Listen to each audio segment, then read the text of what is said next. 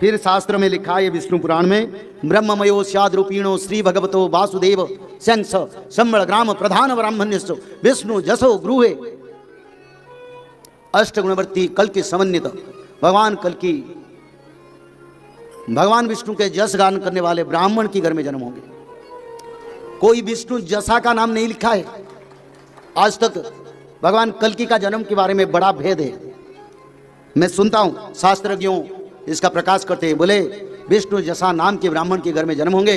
उसका तो संस्कृत अर्थ है विष्णु का जस गान करने वाले ब्राह्मण के घर में जन्म होंगे, क्योंकि यही लिखे संबल ग्राम मुख्यस्य ब्राह्मण्यस्य महात्मन भवने विष्णु जसस्य, जिसके घर पर विष्णु के जस गान हो रहा है, जो विष्णु का जस गान निरंतर करते हैं, ऐसे भक्ति के घर में भगवान कल्कि आएंगे ब्राह्मण कुल में। भारत में बहुत कल्कि आज अपना आत्म प्रकाश करते हैं, तो मैं बता देना चाहता हूं भगवान ब्राह्मण कुल में आएंगे, क्योंकि अच्युतानंद ने लिखे हैं जब जगन्नाथ महाप्रभु के ठाकुर राजा श्री श्री दिव्य सिंह देव महाराज का 47 अंक होगा, जिस समय चंद्र पर तारा का उदय होगा, जिस समय माता बिरजा देवी क्षेत्र में सप्तसती चंडी देवी माता का मुंह से खून बहेगा, उसी समय कल के अवतार होगा। बोलो प्रेम शांति कवार हरि हरि। तो इसीलिए आज भारत में बहुत कल्कि है, पर उनका कोई तत्व नहीं है, कोई मायना नहीं है, कोई अर्थ नहीं है। कल्कि कभी प्रकाश नहीं होंगे, कल्कि सिर्फ भक्तों के लिए रहेंगे, भक्तों को दर्शन देंगे। कोई मीडिया चैनल कहीं कोई बड़े मास फंक्शन में भगवान कल्कि को दर्शन करना संभव नहीं है, क्योंकि बड़ा गुप्त लीला होगा। अपने आप को आत्म प्रकाश करने वाले कल्कि पाखंड मचा रहे हैं, उनसे दूर रहो, नहीं तो विनाश का घड़ी वो देखेंगे और जो जाएंगे वो भी दिखेंगे। पत्थर की नौका पर बैठना जीवन का धारा जैसे आपद विपद में नदी में डूब जाएगा, समुद्र में डूबेगा, ऐसा कहीं ना हो मानव सभ्यता, तब अभी समय निकल जाओ। तो समय बड़ा बलवान है। तो भगवान कल्कि के बारे में नित्य पंच सखाओं ने लिखे हैं, भगवान कल्कि संबुद्ध संबल ग्राम पर जन्म होंगे, संबल ग्राम पर नहीं होंगे।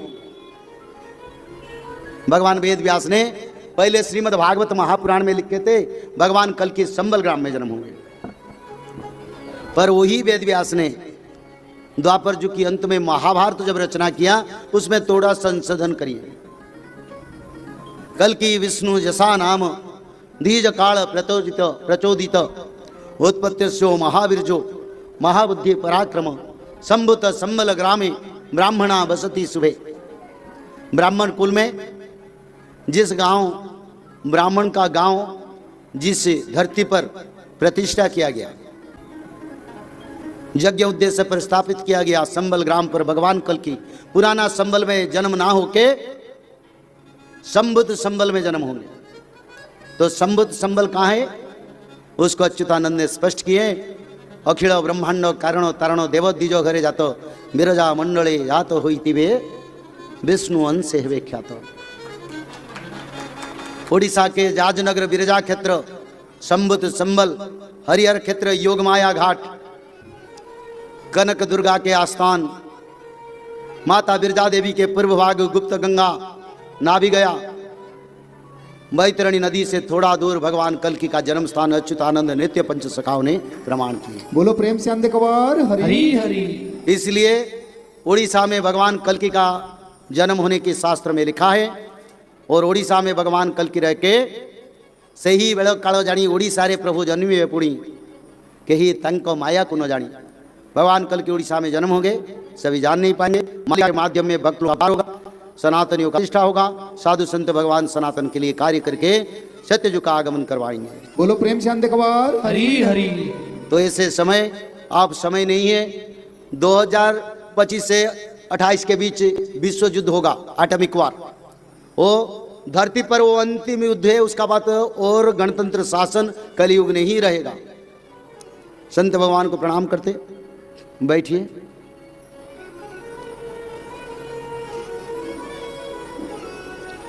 बोलिए संत महात्मा की जय, संत समाज की जय।